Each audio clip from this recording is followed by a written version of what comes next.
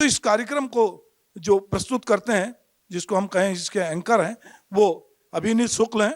मैं उनको यहाँ आमंत्रित करता हूँ और आप सभी का एशियन न्यूज की ओर से स्वागत करता हूँ। नमस्कार, आप सभी का स्वागत है एशियन न्यूज की खास पेशकश संतुलन का समीकरण यानी कि बैलेंस इक्वेशन में।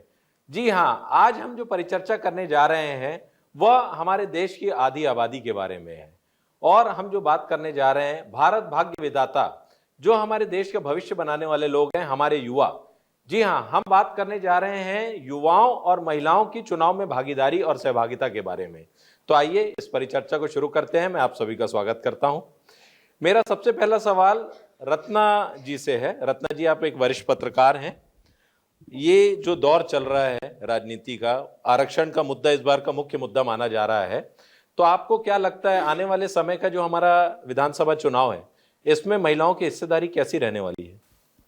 महिलाओं की हिस्सेदारी पहले भी थी, अभी भी है, लेकिन अगर हम वास्तविकता के धरातल पर बात करें तो कथनी और करनी में बहुत अंतर है।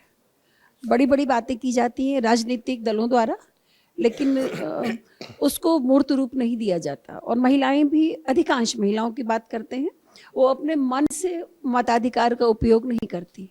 अधिकांश रूप से वो अपने भाई, पिता या पति से प्रभावित होती हैं कि भाई आप किसको वोट देना चाहिए, वो उसको वोट देती हैं।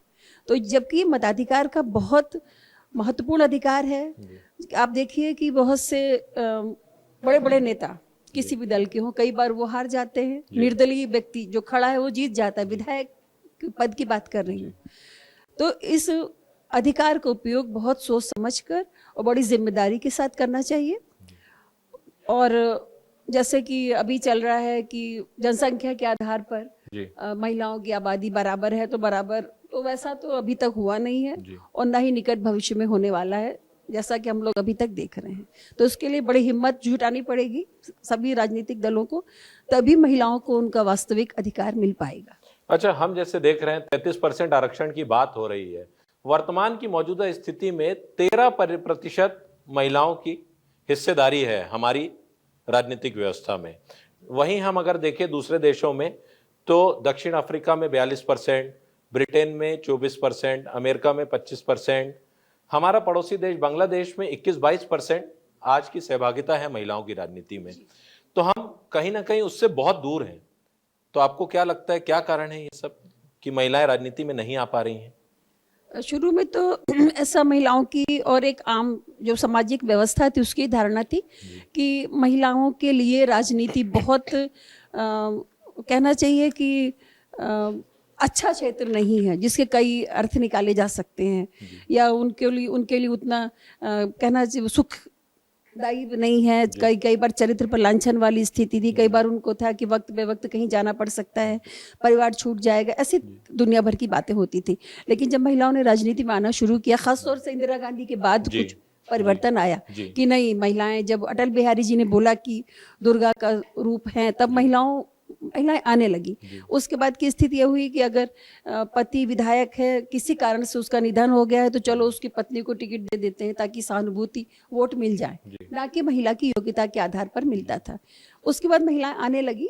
थोड़ा परिवर्तन तो आया है, लेकिन अभी बहुत बड़ा परिवर्तन लाने की जरूरत है, जिसके लिए महिलाओं को भी कोशिश करनी पड़ेगी। और ये परिवर्तन की हम जो बात कर रहे हैं, हम आरक्षण की तो बात कर रहे हैं, महिलाओं की डिमांड भी है कि राजनीति में दखल बढ़ना चाहिए।